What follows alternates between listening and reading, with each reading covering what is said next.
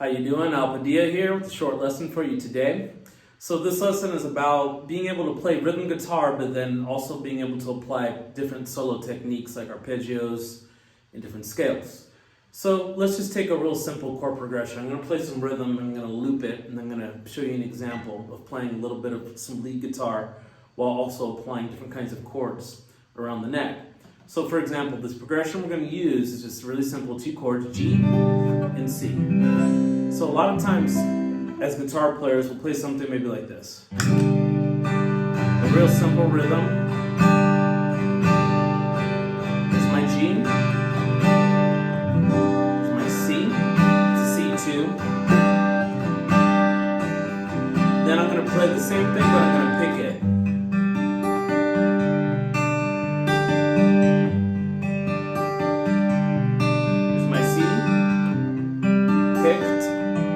Nothing too hard. And G. Now I'm going to try to play a little bit of lead around it.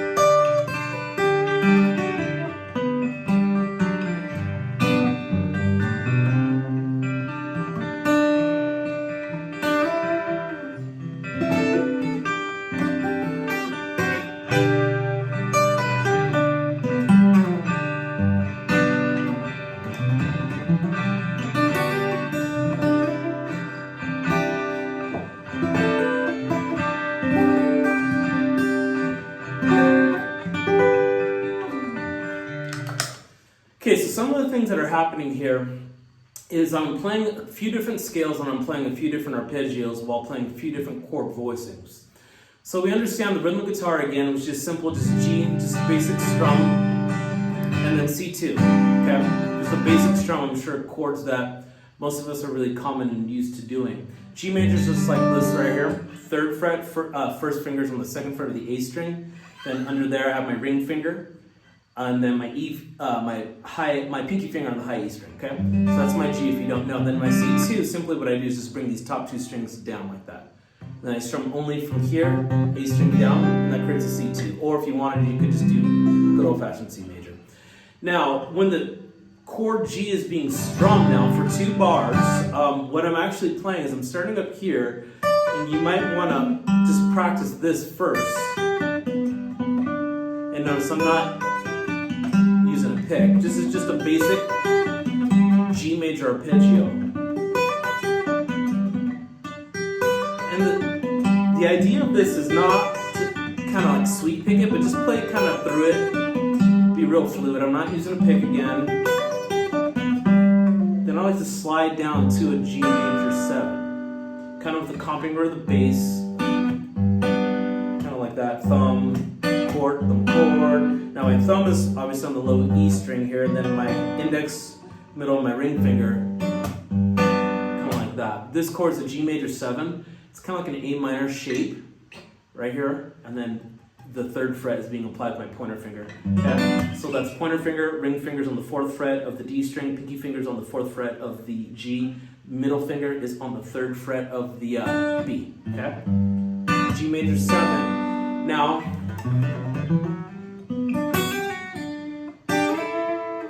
okay, this idea, this comes from a scale. It comes from actually a G major scale form of it, but starting on F sharp, so I guess you can argue and say that's a mode, like a Locrian mode, and that's okay. But it's really just a G starting right there on the F sharp. So it goes 2nd fret, 3rd fret, pinky finger on the 5th fret. Same thing, 2nd fret, 3rd fret, pinky finger on the 5th fret, the A string. Then it goes 2nd fret, 4th fret, ring finger right there on that 5th fret.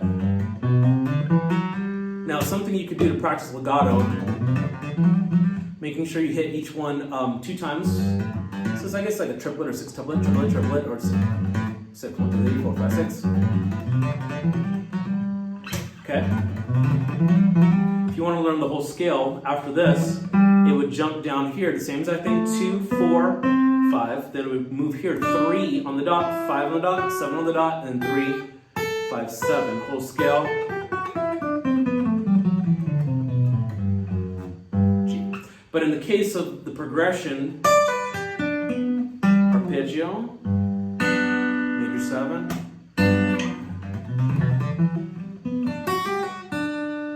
Now, what I'm doing one twice, once, twice, once, twice, once, twice up the scale. Now my pinky finger, that's a G, right? Thinking about like an octave. So it takes me to a G. Now that's a G major 7 too. That's another way of playing a G major 7 chord. 5th fret, and I kind of just zigzag diagonally down, kind of like a stairway. So from here,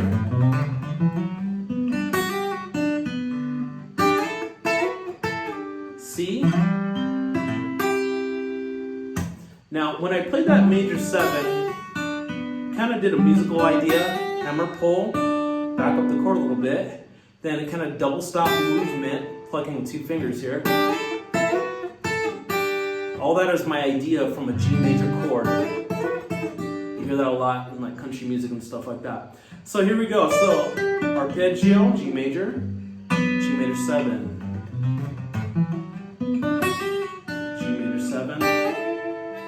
Do that, then C major. So this is a C major chord, but I have the 5th in the bass, so I guess it's a C slash G or a C2, whatever you want to call it, or just a C, whatever. Anyway, C. So you might want to practice that. So I go to my C like that. Then from here, I go flat on the 5th fret, hammer pull onto that 7th fret of the high E string. It's a nice R&B sound.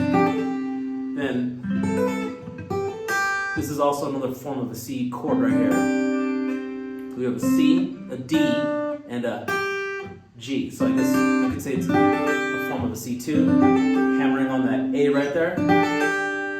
So again, when I got to my C, kind of let it ring out a little bit. C, that's a leading tone, and it leads me to starting back over to the G, which looks like a D form in the 7th fret area. Starting back over.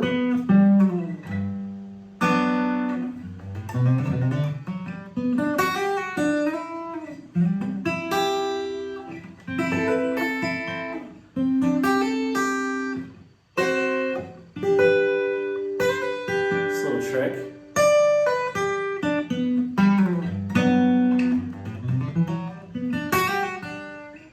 C.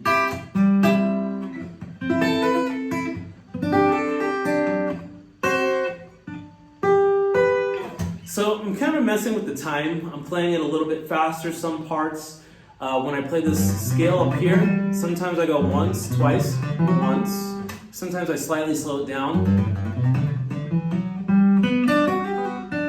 And the same thing there, kind of play a little bit faster into the chord, that G major 7, then moving, sometimes sliding if I can arrive there a little bit earlier. So I'm going to play again, and I'm going to show you just different ideas where I don't always play it exactly the same. You don't want to do that. You want to be able to be free and be able to maneuver around a little bit differently and play it a little bit differently, kind of more improvisation. For example, when I get to this G, sometimes I play something like that. Then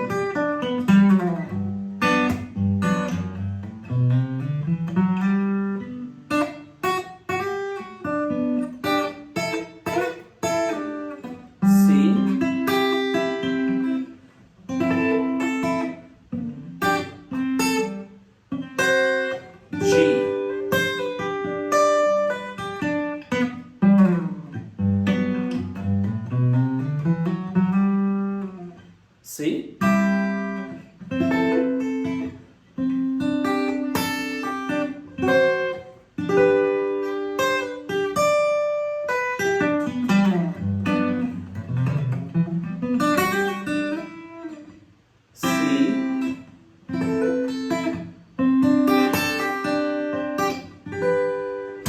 you want to be able to, you want people to be able to hear the chord progression as you're playing too. The cool thing about, or the good thing about playing without a drummer or without an ensemble, without a band, is you can kind of manipulate when you're going to change the chord. You can go a little bit slower or you can go a little bit faster. You don't necessarily need to keep everything right on the beat. But here's another example of being able to play something like this with more on a beat. I'm going to get my loop going right here and start on the G.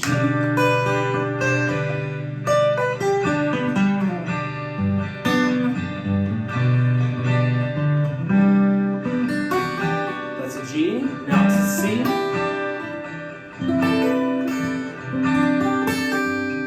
G.